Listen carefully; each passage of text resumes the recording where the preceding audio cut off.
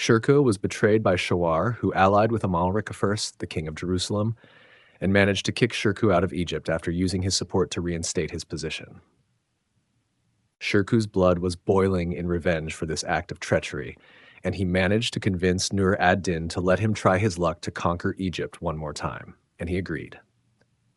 1167, Shirkuh and Salahuddin reached Egypt along with the Zengid army. When Shawar got to know of Shirkuh's ambitious threat of attack, he asked Amalric for help and he departed with the Crusaders from Jerusalem. Both parties faced each other on the west bank of the Great Nile. Shirkuh's army was considerably outnumbered by the Frankish-Egyptian allied force. After a long wait on the opposite sides of the Nile, the Frankish-Egyptian army crossed and launched an attack on the Zengid army. Shirkuh was a genius on the battlefield, and he knew to beat such a huge army, he needed a place where he could flank the opposite army without getting noticed. So Shirkuh avoided the confrontation and retreated towards a place called al-Babain. The valleys and rough terrains at al-Babain restricted the movement and broke up the formation of the Frankish-Egyptian army and gave Shirkuh's lighter, more mobile troops, including Saladin's cavalry wing, an advantage against the heavily armored Frankish knights.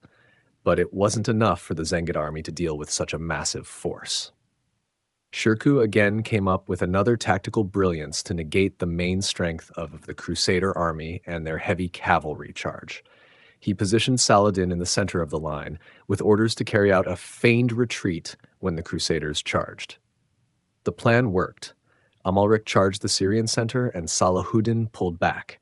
The Franks followed, leaving Shirkuh to deal with the rest of the Egyptian army. It was a complete catastrophe for the Egyptian army. By the time Amalric returned, the situation was out of hand. From there, Shirkuh rushed with his battalion towards Alexandria, cutting through the opposition forces and captured the city, leaving the Frankish-Egyptian armies stunned. It might be one of the most underrated maneuvers in the history of medieval battles.